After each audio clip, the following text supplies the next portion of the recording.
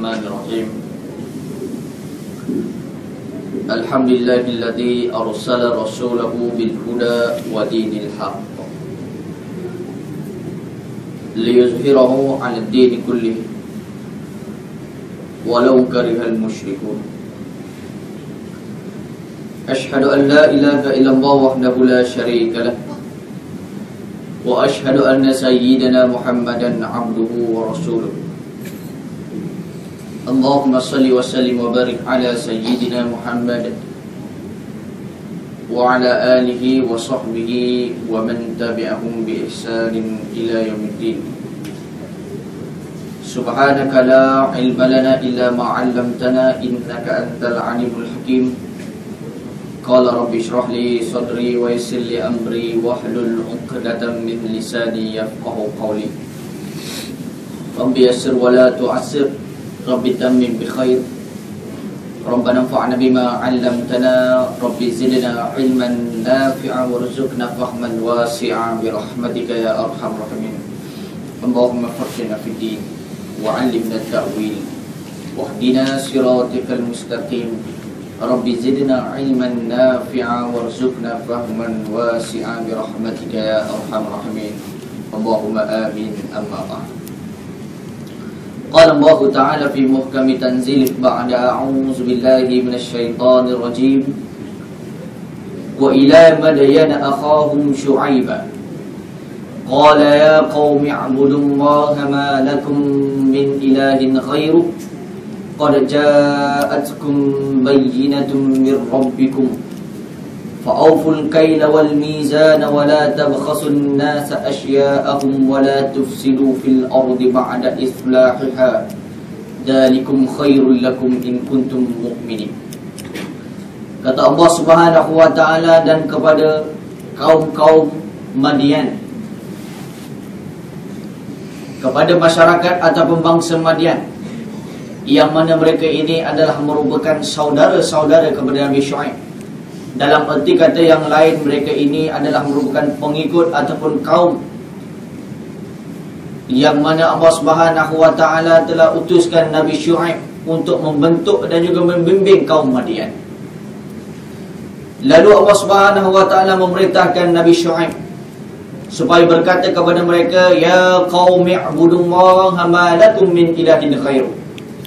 Wahai kaumku, bagi kamu ini adalah suatu perhambaan ataupun sembahlah Allah Subhanahu wa taala, dan janganlah kamu sembah selain daripada Allah Subhanahu wa taala. Dan sesungguhnya telah didatangkan kepada kamu bayyinah, penjelasan daripada Tuhan kamu. Maka janganlah kamu sekali-sekali untuk membebankan ataupun janganlah sekali-sekali kamu nak beratkan timbangan, yakni kamu tidak jujur dalam bab timbangan. Wala tabkhasun nas syai'a, dan jangan kamu merugikan manusia, dan jangan kamu melakukan kerosakan di atas muka bumi setelah mana Allah Subhanahu wa taala dah cipta dalam keadaan elok. Zalikum khairul lakum in kuntum mu'minin. Dan itu adalah bukan perkara yang baik kepada diri kamu sekiranya kamu beriman kepada Allah Subhanahu wa taala. Dalam ayat yang lain Allah Subhanahu wa taala menyatakan, a'udzubillahi minasyaitonir rajim. Fa akhadhathumur rajfatu fa asbahu fi darihim jathimin alladhina kadzdzabu syu'aiban ka'an lam yaghnaw fiha alladhina kadzdzabu syu'aiban kanu humul khasirin. Kata Allah Subhanahu wa taala, kaum-kaum Madian ini adalah golongan-golongan yang mana mempersedakan dan juga memperdustakan Nabi Syuaib alaihissalatu wassalam.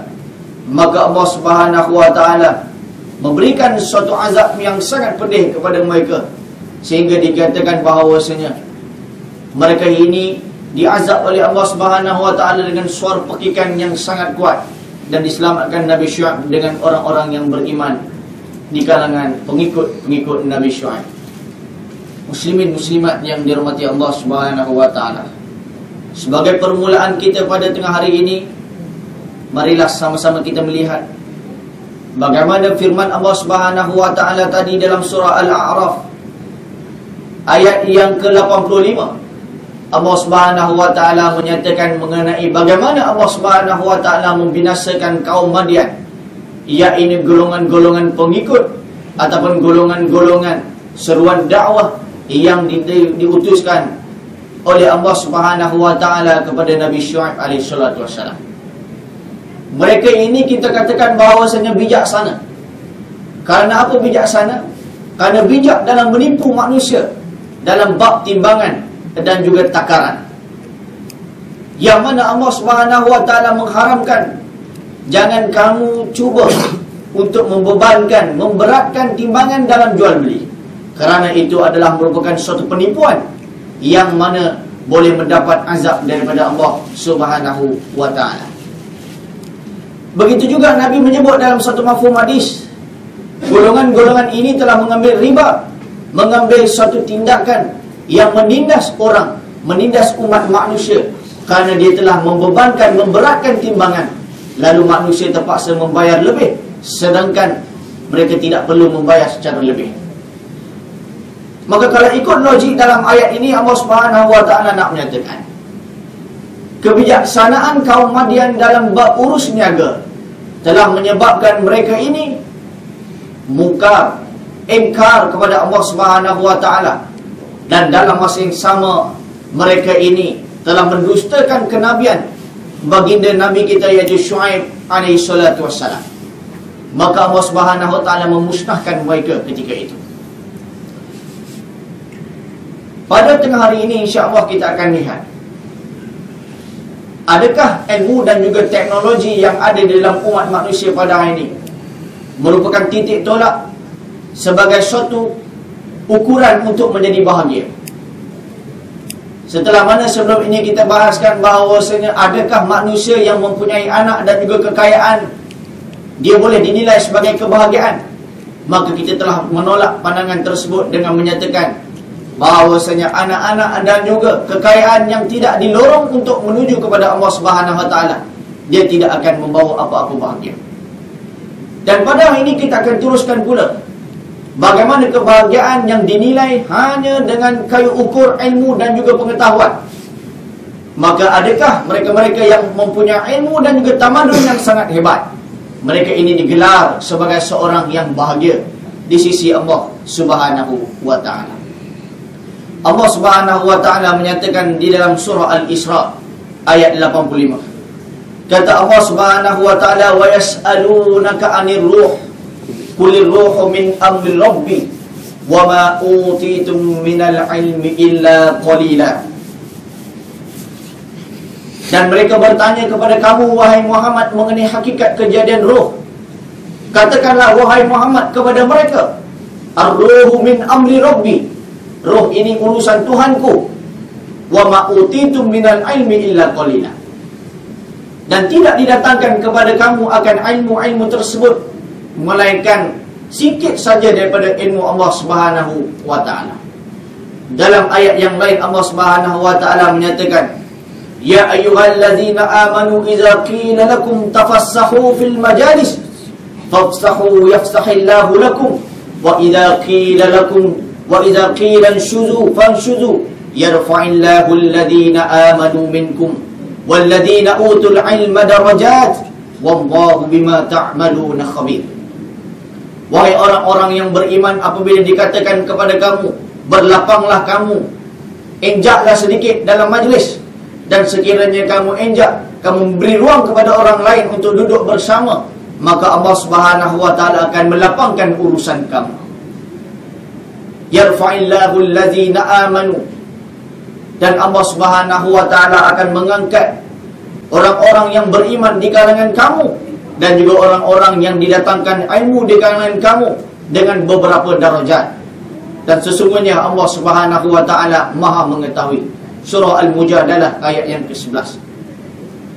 Dua ayat ini menunjukkan kepada kita bahawasanya ilmu yang dimiliki oleh manusia pada hari ini hanyalah sedikit daripada ilmu yang Allah Ta'ala turunkan kepada diri kita. Dalam surah Al-Kahfi, Allah Subhanahu wa taala menyatakan, katakanlah wahai Muhammad, sekiranya engkau mengumpul tinta sekiranya engkau mengumpul seluruh lautan untuk dijadikan tinta untuk menulis ilmuku, nescaya engkau tidak akan dapat menggantikan, nescaya engkau tidak akan dapat menulis ilmuku. Walaupun sekiranya engkau tambah dengan lautan yang sama banyak. Sebelum mana engkau nak tulis habis, maka setelah mana habis lautan yang dijadikan dakwah tersebut, maka ilmuku tetap tidak habis lagi. Itu baru hanya sedikit saja yang mana menjadi ilmuku yang aku berikan kepada manusia.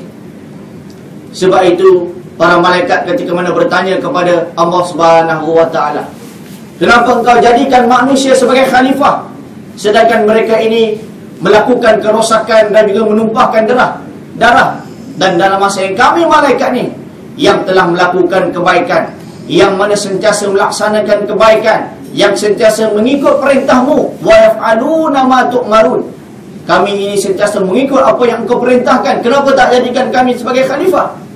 Kata Allah Ta'ala, sesungguhnya engkau tak tahu apa yang aku tahu. Maka Allah Ta'ala cerita balik bahawasanya, وَعَلَّمَ آدَمَ الْأَسْمَاءَ كُلَّهَا ثُمَّ أَعْرَضَهُمْ عَلَى الْمَلَائِكَةِ فَقَالَ أَنْبِئُونِي بِأَسْمَاءِ هَؤُلَاءِ إِن كُنتُمْ صَادِقِينَ. Kalau kau rasa malaikat kamu ni banyak ilmu, aku telah mengajar dan mendidik Adam. وَعَلَّمَ آدَمَ الْأَسْمَاءَ, aku dah didik Adam, aku ajar Adam mengenai nama-namaku. Faqala anbi'uni bi asma'i haula. Faqala anbi'uni bi asma', kata Allah Ta'ala. Sekarang ni kamu sila khabarkan kepada aku, beritakan kepada aku mengenai asma'-asma' yang telah aku ajar kepada Adam, yang aku tak ajar kepada engkau wahai para malaikat. Kalau kamu ni semua adalah orang-orang yang benar, makhluk-makhluk yang benar. Lalu para malaikat berkata, qalu subhanaka la ilma lana illa ma 'allamtana innaka antal alimul hakim.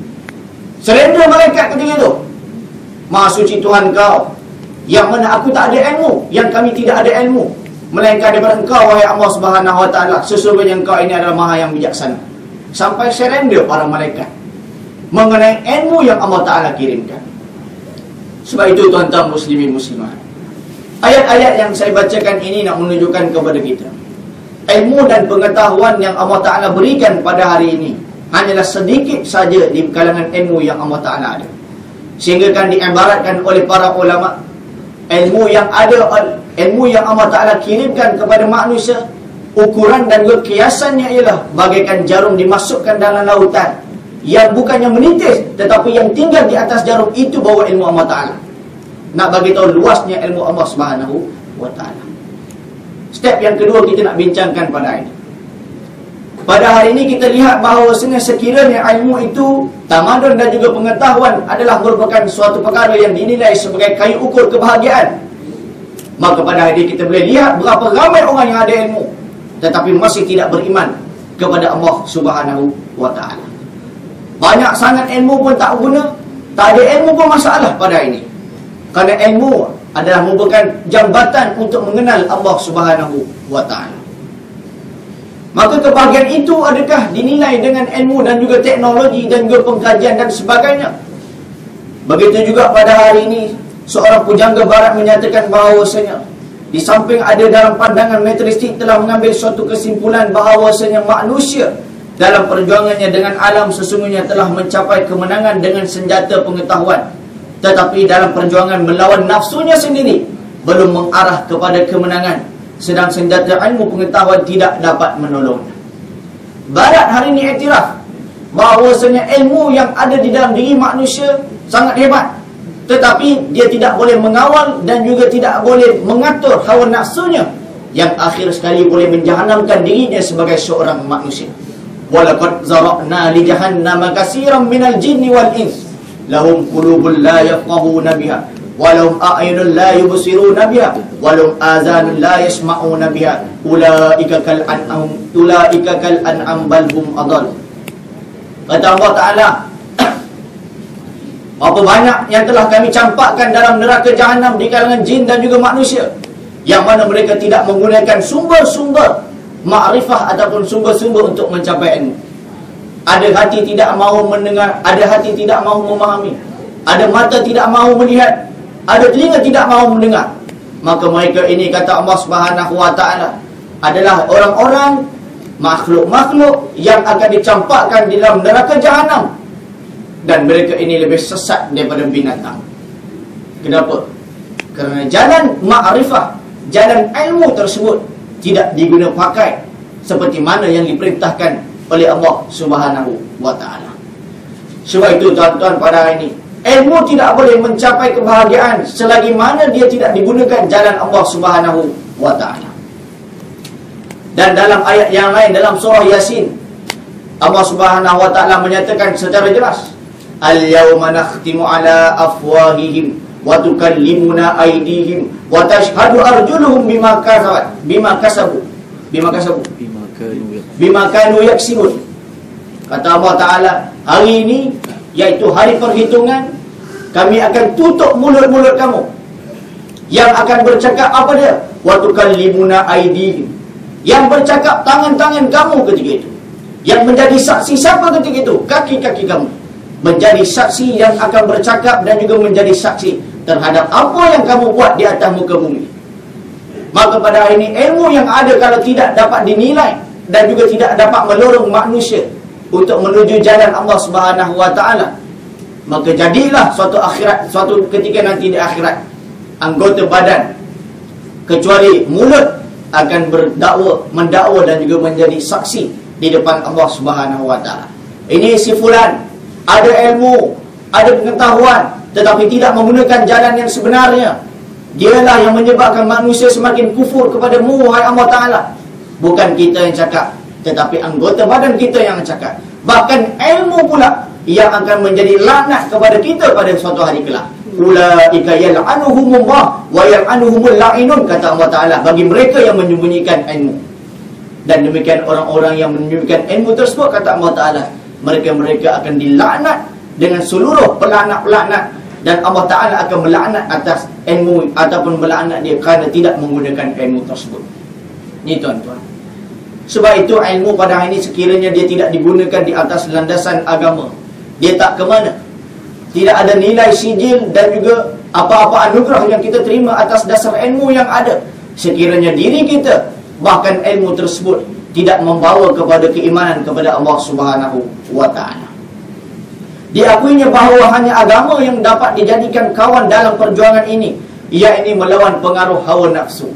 Sebab itu pada hari ini, ilmu yang ada, dia akan membimbing manusia untuk mengawal selia dan juga mengatur apa yang dikehendaki oleh nafsu.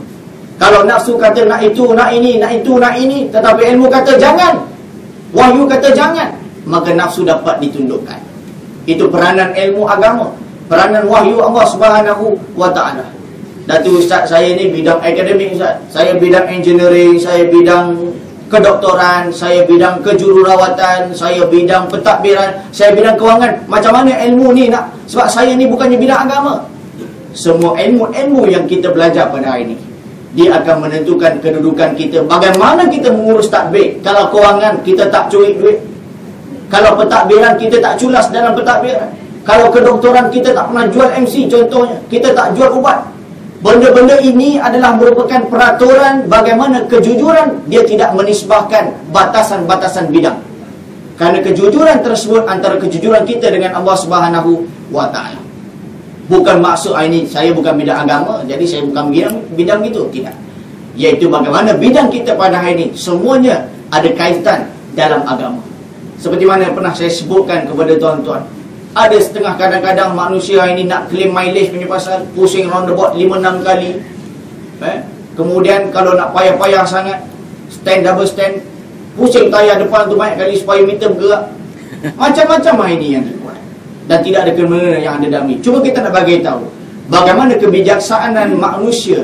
Mereka juga bijaksana dalam menipu.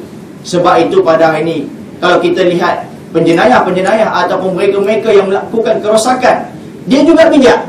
Jangan kata orang mencuri dia tak bijak.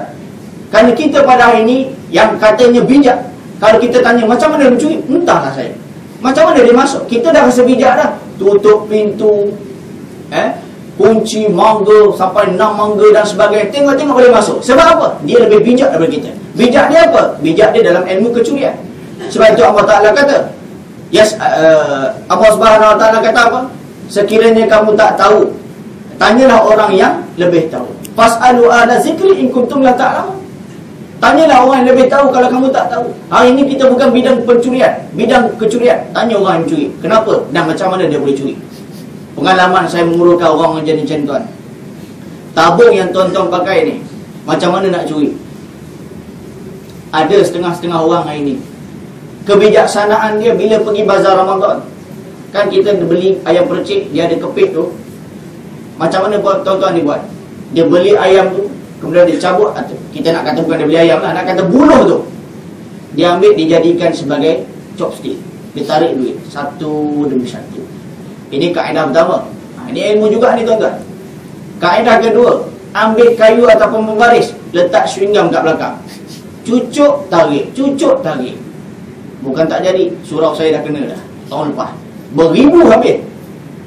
Bila tanya, saja enjoy. Kanak-kanak pandai. Kemangin pula, batu nisan arwah saya dicuri.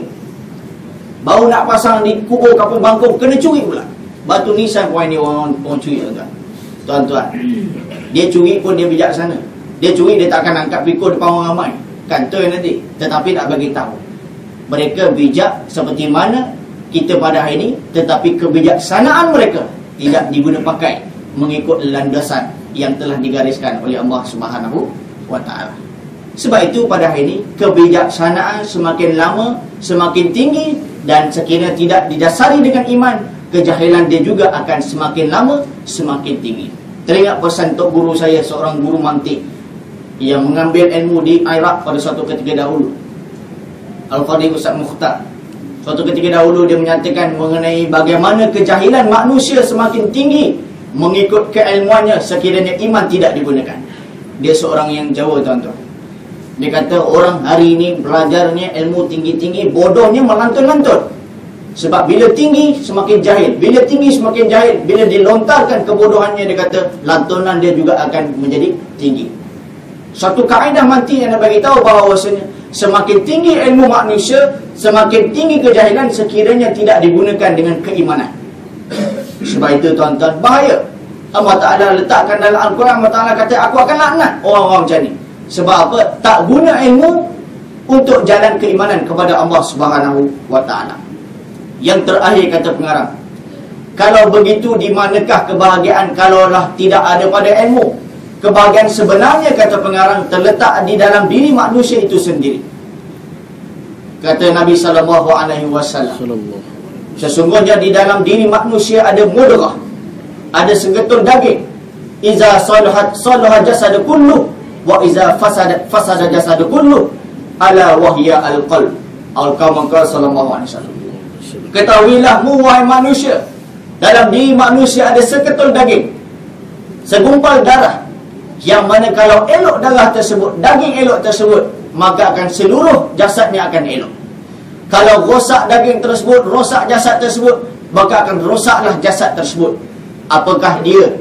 Maka Nabi kata, ala wahya al-qalb, itu adalah hati, itu adalah iman.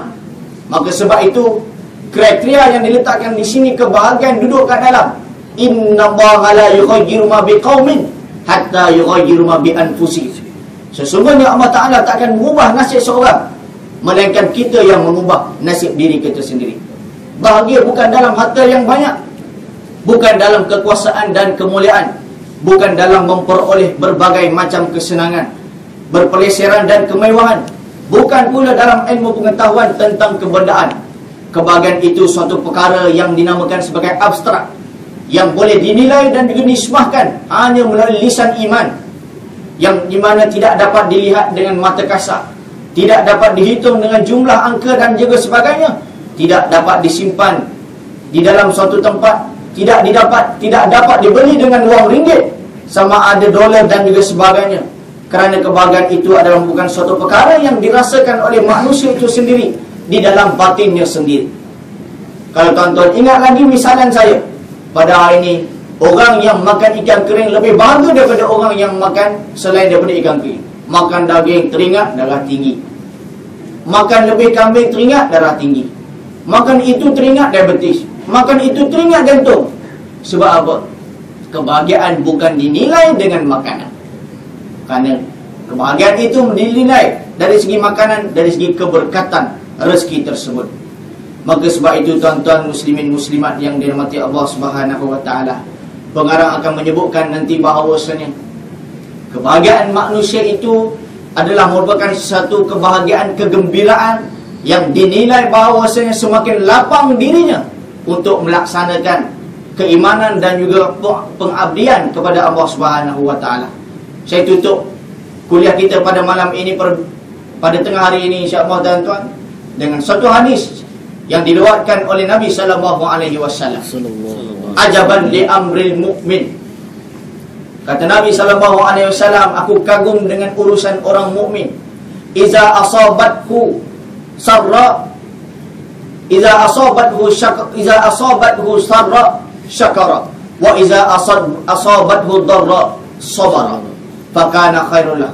Iza asabathu sarra syakara fakana khairul lah, wa iza asabathu darra syakara fakana khairul lah, atau kama qala sallallahu alaihi wasallam.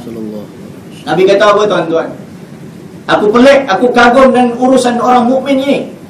Apabila Allah Subhanahu wa taala menimpakan kepada mereka yang dinamakan sebagai suatu kegembiraan, maka mereka bersyukur kepada Allah Subhanahu wa taala. Fakana khairul lah. Itu baik bagi dia. Dan kita pada hari ini pun tak rasa pelik. Orang dapat nikmat dia tak rasa sedih, bahkan dia rasa seronok. Tetapi perihal kedua, Nabi kata iza asabathu darra sabara fakana khairul lah. Bila dia ditimpa dengan musibah, dia semakin bersabar kepada Allah Subhanahu wa taala, dan itu adalah kebaikan dalam dirinya. Mana ada hari ini orang ditimpa musibah dia relax, sabar, melainkan orang-orang yang beriman kepada Allah Subhanahu wa taala. Nak bagi tahu bahawa Nabi nak bagi tahu itulah kebahagiaan orang mukmin yang sentiasa memandang baik dan juga positif setiap qadar yang Allah Taala tentukan, setelah mana dia berusaha atas nama keimanan kepada Allah Subhanahu wa taala. Sebab itu orang mukmin dia ada suatu keimanan yang dinamakan sebagai tawakal, dan dia juga ada dinamakan sebagai al-khauf war raja, takut dan juga pengharapan kepada Allah Subhanahu wa taala. Takut saja tak cukup, tetapi ada pengharapan daripada Allah Subhanahu wa taala. Ini hebatnya tuan-tuan, bagaimana Allah Subhanahu wa taala menciptakan perkara-perkara tersebut untuk menilai dan juga menjadikan kita pada hari ini sebagai umat yang benar-benar mendapat erti kebahagiaan di sisi Allah Subhanahu wa taala. Dan insya-Allah pada minggu hadapan tuan-tuan, sekiranya ada masa dan juga rezeki, kita akan bertemu kembali dan kita akan membahaskan mengenai adakah kebahagiaan itu dinilai dengan suami isteri. Hari ini orang yang dah kahwin, kalaulah dia mengatakan itu sebagai bahagia, adakah itu sebagai nilai ukuran manusia nak bahagia kena kahwin? Kalau itulah ukuran nilai manusia pada hari ini, maka orang bujang ini tak bahagia, rugi sangat-sangat.